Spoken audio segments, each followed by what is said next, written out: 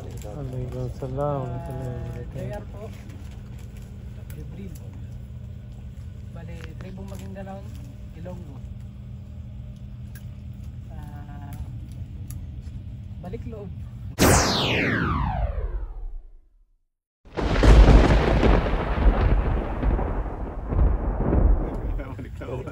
Baliktad din ha. Hindi kasi sa history ng family namin talagang ang hirap din. Baliktad din ha. Hindi kasi sa history ng family namin talagang ang hirap din kasi lumaki ako nahiwalay yung magulang ko at lumaki talaga ako sa side ng nanay ko na Roman Catholic talaga sa side ng nanay ko tapos pero knowledge talaga na parang ano lang na nasabi lang na sila lang pero wala talagang kaalam-alam kahit nung time na lumalaki ako talagang walang alam kahit sa pagsasala kahit isang sura walang wala zero talaga so napakahirap nakakayaman pero alhamdulillah nandito ako ngayon na pinagpapasalamat ko sa Last Banaw Ta'ala sa gabay na binigay niya minsan sabi nga nila mas nakakaya yung tumatanda ka na wala kang alam sa Islam okay lang na kahit na may edad ka na magsimula ka sa basic at least kahit pa paano natututo ka kahit na paunti-unti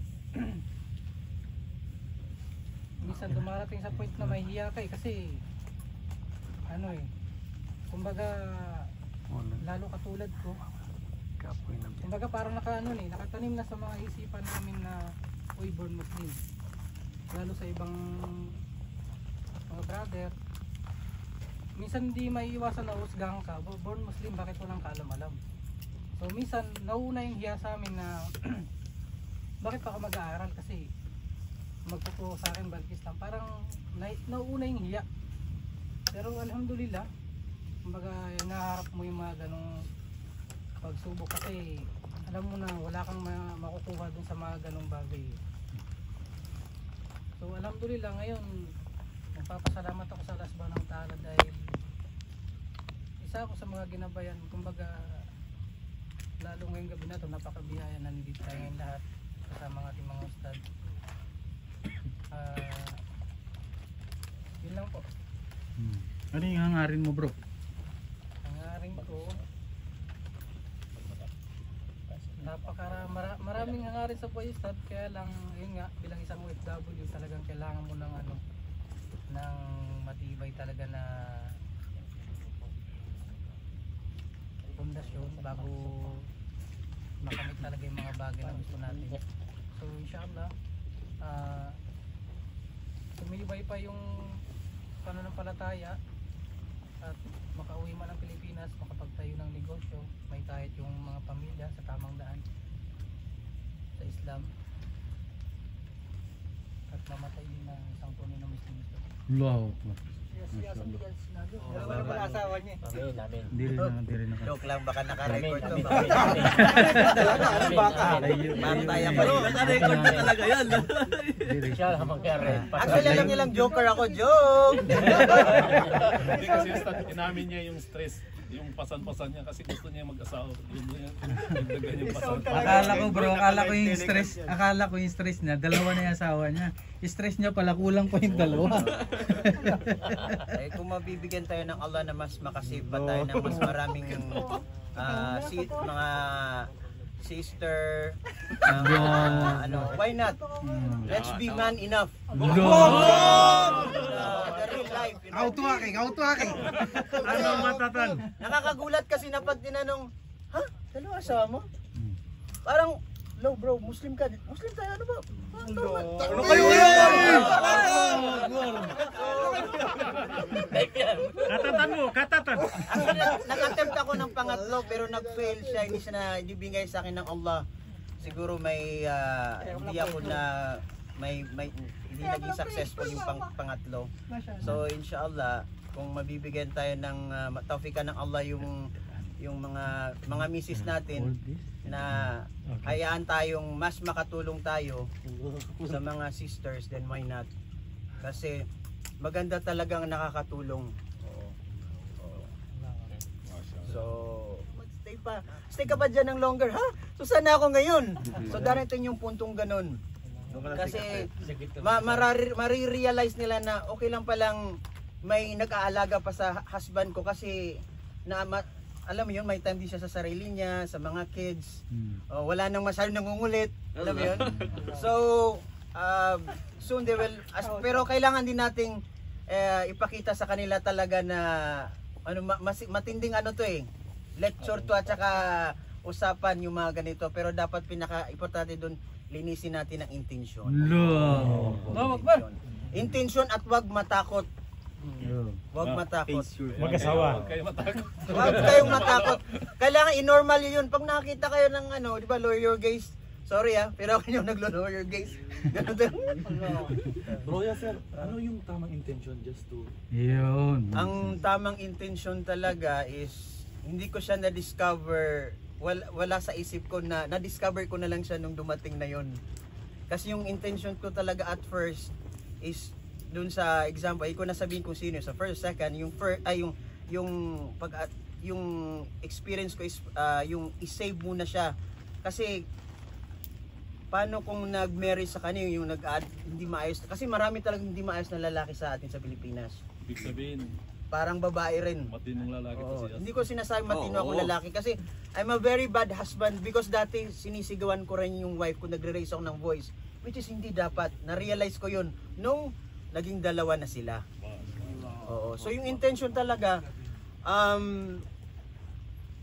kasi yung love hindi siya enough eh.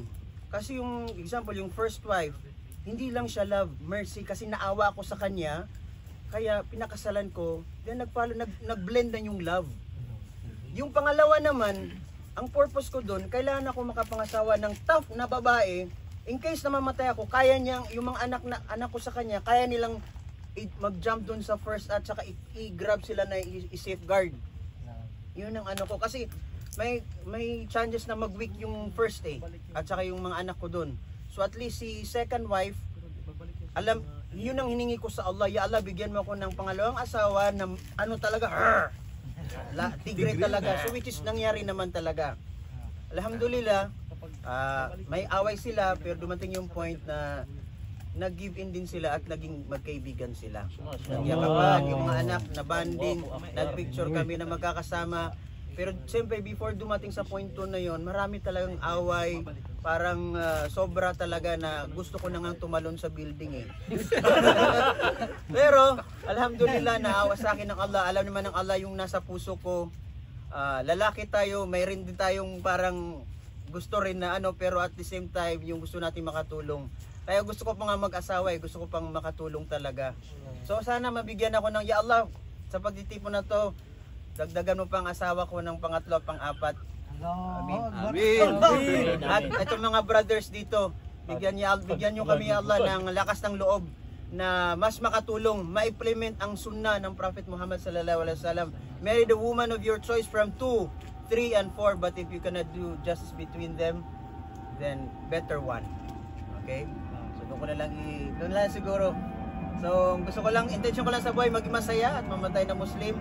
Mapalaki yung mga anak ko na masaya, yung family ko masustento ko, ma-support sila financially at maturuan sila kung ano yung natutunan ko sa Islam, lalo na dito sa Fanar Center.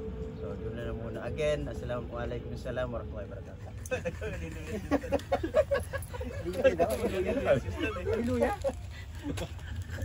Bismillah. Ano, naka-play na, Ustad? Sige na. Naka-play na. Go. Bismillah. Introduce. Alhamdulillah Rabbil Alamin wassalatu wassalamu ala asrafil anbiya'i wal mursalin Sayyidina Muhammad wa ala alihi wa sahbihi ajma'in. Assalamu alaikum warahmatullahi ta'ala wabarakatuh. Saud from Pagadian, then nakapag-asawa ng Davao.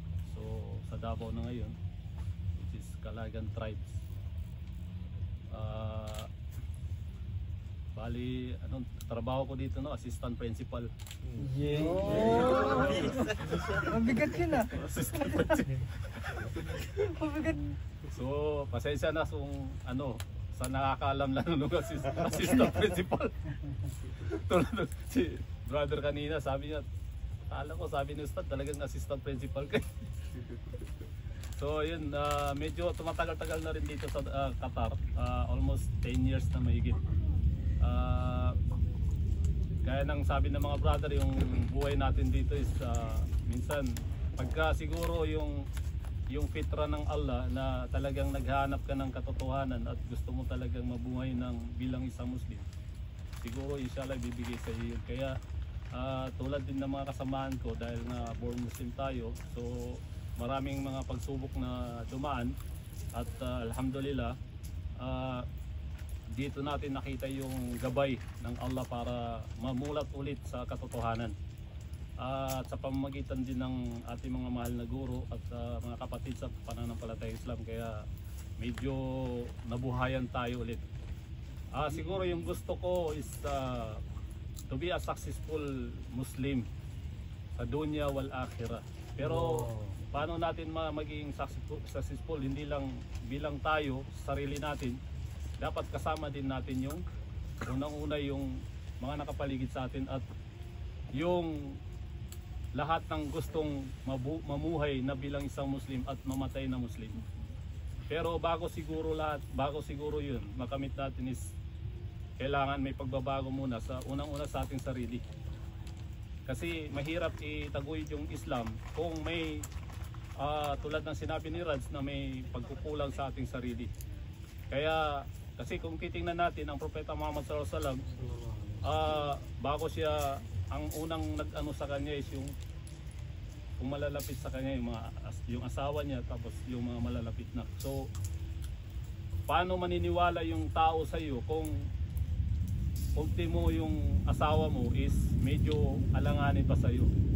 Nakatulad na sinabi ni Brother Riyad, pag sinisigawan mo.